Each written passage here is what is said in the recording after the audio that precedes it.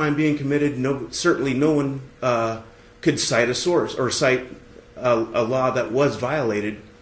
And as far as the city pulling up about the being able to turn around and all that, Your Honor, is exactly what makes it a consensual stop. And whether or not you're able to turn around doesn't take away the consensual stop. And that was a consensual stop, and I consented with everything that I knew required by law, and I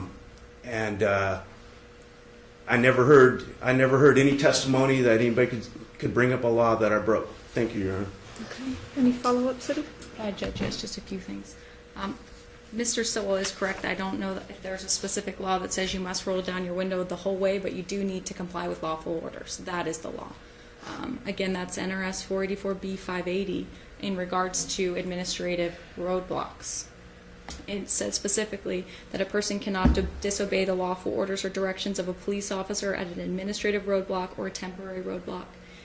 As I stated before, Judge, you heard from testimony from every one of the city's witnesses that rolling down a window is a lawful order. It is a requirement of the roadblock so that they can observe the signs of intoxication. They can't do that with the window rolled up because they need to smell someone's breath. They need to look closer because a lot of cars are tinted. They need to see eyes. They need to look in the car. As Detective Lang stated, maybe there's an open container. This is all part of what has already been determined lawful by the SITS case, as pointed out in our briefing. Here, the defendant, he committed a violation of obstruction of justice. It's not an intentional crime. The intent element is not required to be proven by the city.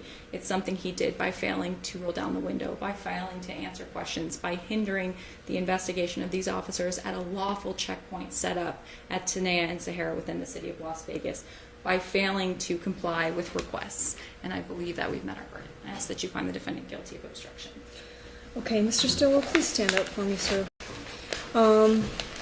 I do want to tell you, I think you did a very good job. Probably one of the best of somebody representing themselves in court, okay? I think that you framed the issue very clearly. I think as far as what you think your constitutional rights were violated. And Ms. Jefferson, thank you for being a friend of the court, because I think that obviously helped with some of the legal questions and issues in the way you proceeded. Having said that, it's my job to evaluate factually what occurred and what the law as it stands in our state and the United States is. Okay? These are factually based and factually driven analysis that the court is required to make. I am, obviously you have all these constitutional rights that you discussed today. But the question doesn't occur in a vacuum. Your behavior doesn't occur in a vacuum. It is not simply the question of, rolling down your window 3 inches was adequate in your mind to comply with this consensual stop, and you consented to it because you went through it, and you seem to understand the implication of what it means to go through a roadblock that you can see that you have the ability to turn away from. You seem to understand, the legal ramifications of that. But your actions do not occur in a vacuum. This is not, the court can't just look at that one question and whether or not the officers were able to communicate with you or not. And you certainly elicited some very good testimony from the officers explaining that they could communicate with you. But the point of a roadblock, okay, and the current state of our law is that roadblocks are constitutional.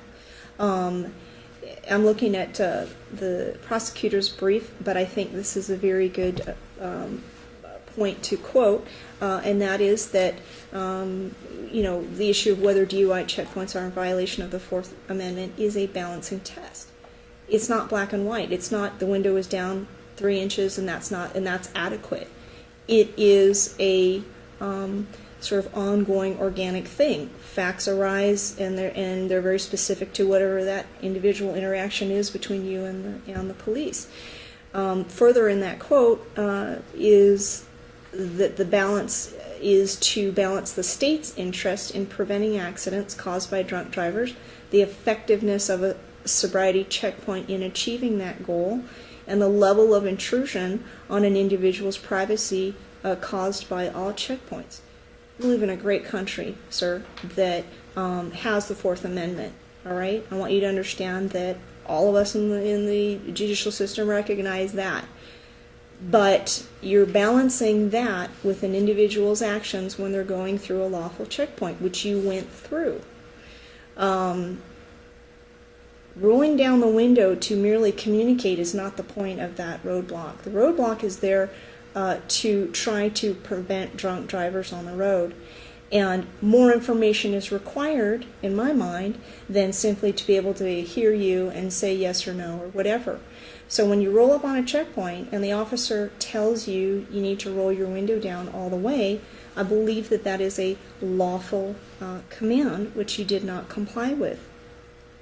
Having said that, I'm also going to refer you to NRS 484B 580, which basically says that failure to stop at a roadblock when there's no substantial bodily harm or damage to property in excess of $1,000, which I didn't hear that today, is actually a gross misdemeanor. So what you got cited for was an obstruction, but potentially when you enter into a roadblock, and depending upon what the facts are, that could lead to a gross misdemeanor if you don't comply with a lawful command. And I'm also going to refer you to 484B.577, which is the authority of a police officer is not limited by the provisions relating to the roadblock. So what that tells me in the way our Nevada statutory scheme is set up is all this discussion that you folks had about how the roadblock is set up, what the policies are, and what goes into that. The police do also have the ability to exercise their discretion. They're not totally limited to these were the rules of the roadblock. It's not that black and white. And that's because things arise organically. Facts are determined by what kind of exchange is happening between the individual and the police. Having said all that, while I respect your right to assert yourself, and you live in a country that allows you to do that, as is based on the fact that we're having this trial right now, I think that your behavior hindered their investigation and their ability to effectively, work this roadblock, this DUI checkpoint on a weekend that is known to be a high crime, high DUI, high violence type of weekend, and that's Super Bowl Sunday.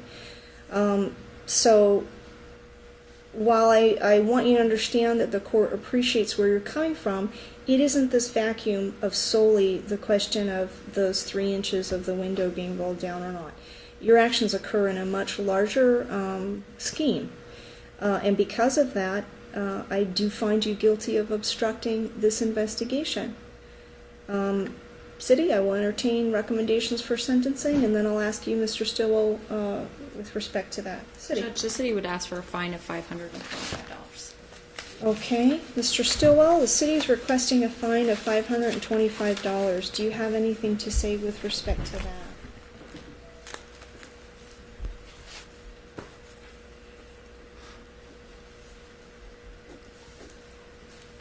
I think a smaller fine would be appropriate. Okay. All right, that's fine, Ms. Jefferson. I know you're trying to advise your client. Mr. Stillwell, I'm going to impose a $500 fine plus court costs. With court costs, what does that come out to?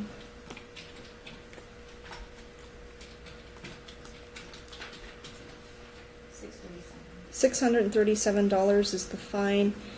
You have the right to appeal me. Got 10 days to do that. Your appeal is set at $637. I'm going to give you a status check for your first payment in 30 days. And we can talk about your financial ability to do that. Are you able to make payments each month? I guess, yeah. Okay. I'm going to give you a 30-day status check date. We're going to see if you file an appeal or not. If not, then you need to have at least a first payment made on that day, and then we can talk about how long it takes. Unless, Ms. Jefferson, you think we should just set it out for a regular status check.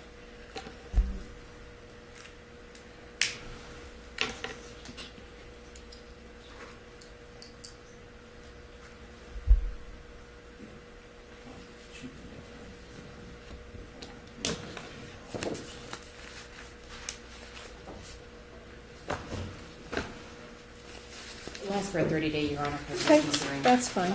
Let's get you a 30-day status check. May 7th at 9:30. May 7th at 9:30 in the morning. You're right back here in this department. All right, good luck to you, Mr. Stillwell. Thank you.